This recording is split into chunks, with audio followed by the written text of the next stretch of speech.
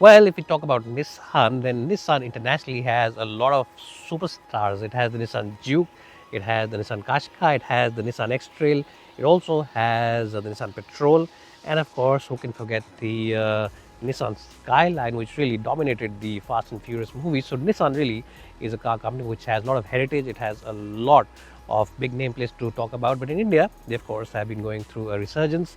We've already seen the Nissan Sunny and the Nissan Micra, which sold in decent numbers when they were launched. But after that, since 2020, Nissan only is selling one car, the Magnite. But the Magnite in itself is a great car. Now, Nissan wants to get back in the market with a bang, and this here is the car which will bring it back. This, of course, is the Nissan X-Trail. It will be sold as a CBU. The pricing officially hasn't been announced as yet, but we expect it to be around 45 to around 50 lakh rupees. This car has a lot of technology, it has a lot of features, it has really a lot of tech which is patented. And if you talk about the X-Trail, it's one of the best selling nameplates in the market internationally. Yes, this is one of the best selling SUVs in the international market. It sold well over 4.5 lakh units last year, and out of those 4.5 lakh units, around 2.5 lakh units were sold in the US market, which is one of the biggest markets in the world. So in terms of pedigree and in terms of its heritage, this car is well established. Now this one has a 1.5 petrol, but before you say, is a 1.5 petrol enough for this car? Well, it gets a turbo and it gets some sophisticated technology which makes over 160 bhp from that 1.5, which means you get the best of both worlds. You get great fuel efficiency and you also get great performance. Now let me talk about the looks of the car and tell you what I think. Well, in terms of the front end, as you can see, it looks very dominating, very muscular, and of course it has that certain amount of sophistication to it. You get this huge double chrome grille. There's one over here and there's also one surrounding it over here. It looks really nice and fancy. You of course get split lamps over here. This one of course is for the turn indicator as well as the ARLs, and of course this one over here uses projector lamps to give you a very strong throw of light at night. You also get air curtains over here which actually do enhance the overall aerodynamic efficiency. And if you move on to the side, you will notice these large and nice 20-inch wheels. They really are huge, and the alloy design also is very cool. You also get very nice and sophisticated silhouette on the side, a little bit of chrome detailing over here, and of course you also get roof rails to give it a very nice and polished look. Very flat sides, but you of course get large windows, which means that the interiors are nice and large. We'll get to that in a bit. And if you move on to the last part, the back part, which I think is one of the best looking parts of the car. Well, if we talk about the back of the car, you can see over here you get a very subtle kind of design which looks like a spoiler, but it's not a spoiler. It looks very subtle and very nicely integrated with the rest of the car.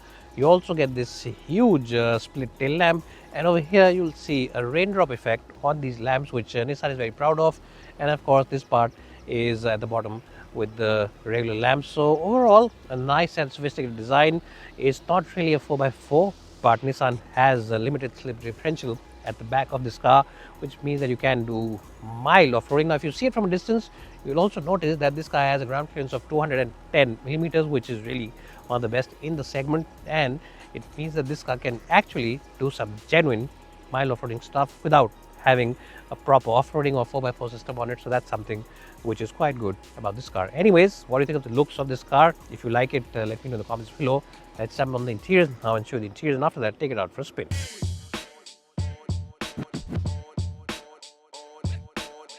Well, so I've entered the cabin now of the Nissan X-Trail, and I have to say that it feels very rich and very premium inside the cabin of this car. The materials are all very soft and squishy.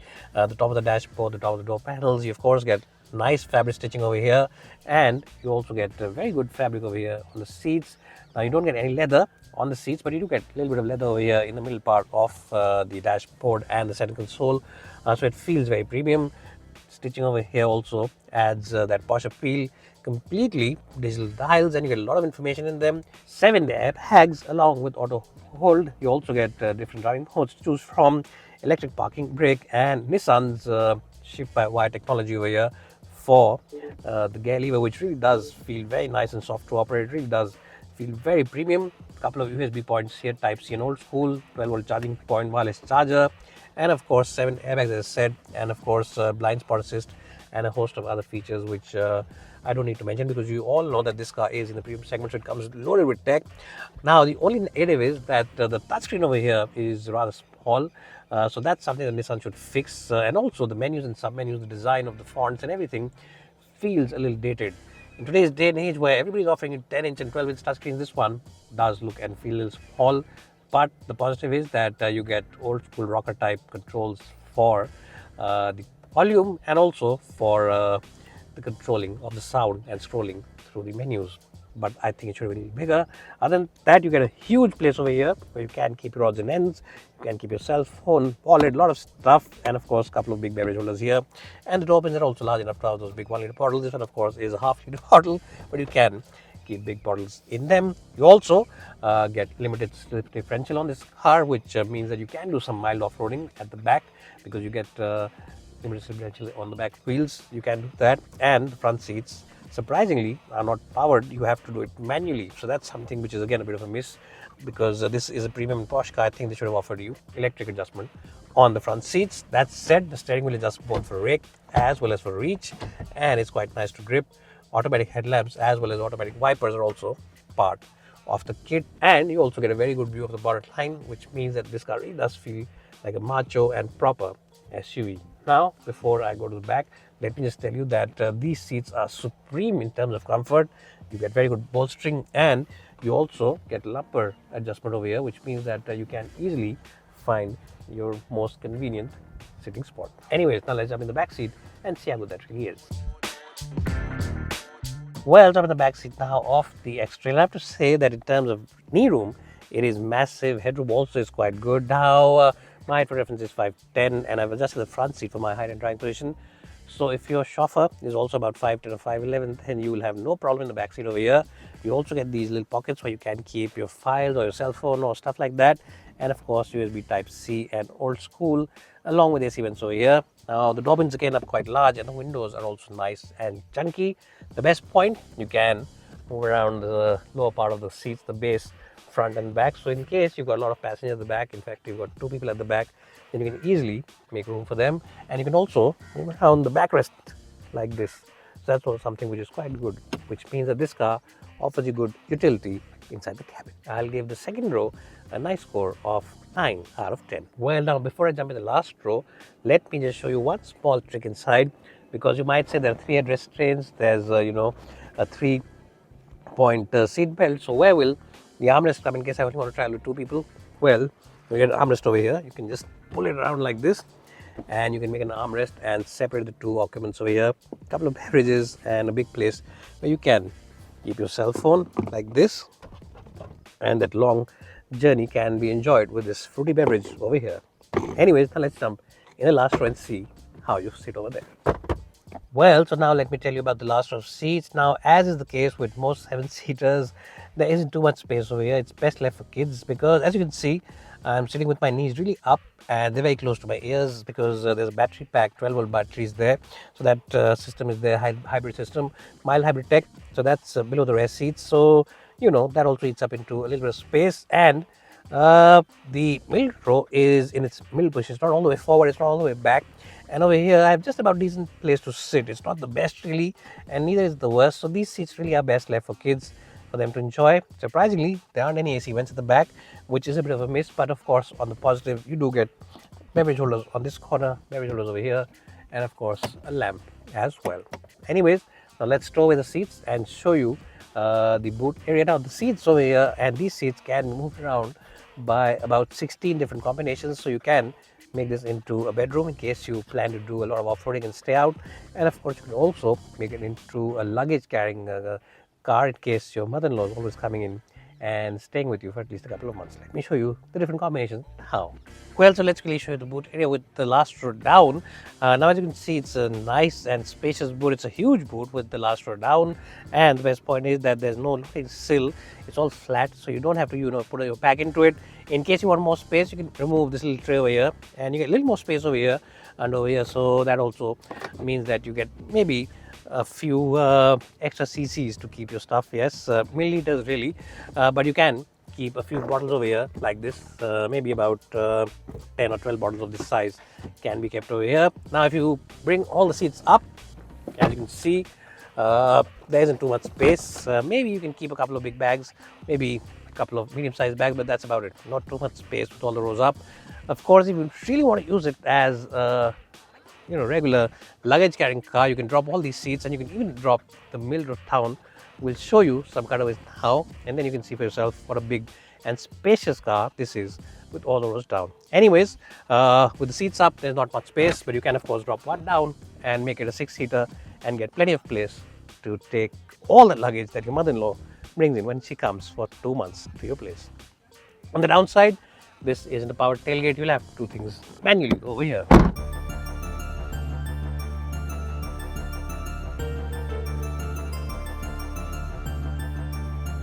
Well, so here I'm driving the Nissan X-Trail.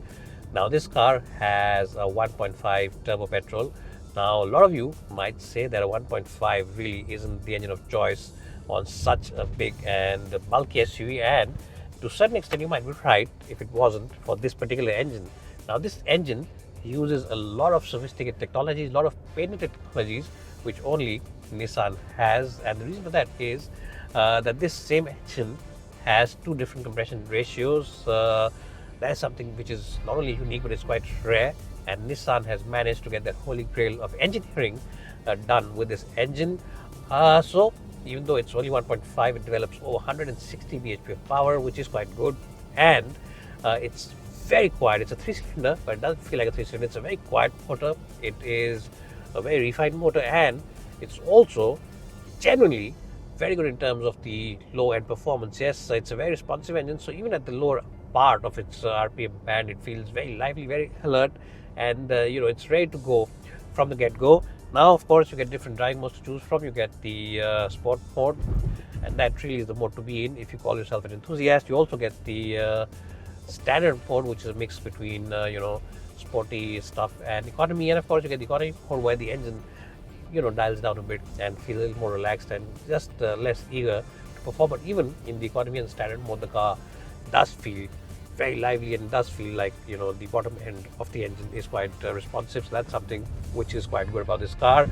Now you also get a CVT gearbox automatic, but unlike a lot of other CVTs which have that terrible drop-out effect, where you bump up the revs and the revs keep mounting but the speed doesn't rise, that's not the case with this car. It really feels genuinely very good. It just loves to go, and you also get pulse shifters behind the steering wheel, which generally make it feel like a torque converter gearbox, and it doesn't feel like a CVT in the least. It really feels very good. Now the big benefit of having a CVT gearbox is the fact that fuel efficiency is very good, and not only is the fuel efficiency very good, apart from the fuel efficiency, you also get a very nice and linear kind of power delivery, especially with the kind of technology that this car has to offer. So that is something which a lot of customers will again really appreciate. What you will also really like about this car is the huge visibility all across. The windows are nice and large, the side view mirrors are nice and big, the central mirror over here has a very good view of the back. So really, if you are a first-time car buyer who's driving a big car, you've just made it big in life and you want to drive a big car, then you also get a very good view of the bottom line, sensors, cameras, everything is there. So that's something which is quite good. And what's even better is the overall ride quality. Yes, the ride quality of this car is absolutely brilliant. It's a very expensive car. It's going to be an expensive car. We don't know the prices yet. And this ride quality of the car is in tune with the segment and in tune with the kind of overall pricing the segment has. So the ride is good. It's very supple. It really does take the sting out from the worst of worst roads, the crevices, the joints, everything. It takes the sting out of them, and it really feels like a very nice and very well settled SUV. It doesn't feel like the suspension is busy doing a lot of stuff when you're driving it. So that's something which is quite good about this car. If you take it out on the highway, you feel nice and good about it because it gives you good stability, and in the city also it eats up most of the bumps and potholes without any fuss. The steering wheel, it's on the lighter side, and I think Nissan has done this on purpose because this is a heavy SUV and it shouldn't feel like one when you drive it. So it's a heavy car, but the steering wheel is nice and light, which means that at the end of the day you don't feel tired even after a long day of being behind the wheel. And also the seat comfort is very good, so you don't feel tired even after being in these seats maybe for even 8 hours or 10 hours or 12 hours. So that is also something which is quite good. So overall, I'm pretty impressed by the driving dynamics, and I'll give this car's driving department a good score of 9 out of 10 as well. Now let me stop the car, give you some pros and cons, and then end this video review. Well, so if we talk about the Nissan X-Trail, then this car really comes across as a very well engineered car. It drives very well. It has a very punch-in performance-oriented engine, and the ride quality also is generally very good. It's also a very spacious car, at least for the first and second row, and it also looks very posh and premium on the outside. Now, I don't really have to tell you about the X-Trail because you can search about it and see the feedback of international journalists and what they say about this car, because this is a very capable machine. The only thing is, what is the price going to be? Now, if the pricing is roughly around 40 lakh rupees, then this car should really do very well. But if the pricing goes beyond that and crosses 45 lakh rupees, then some of you might feel that it is a little expensive, especially considering the established rivals that it has out there. So we'll have to wait till we give a final judgment of this car before the pricing is out. Anyways, I'll give it a good score of 91 out of 100. It's bye for now, and thanks so much for watching this video.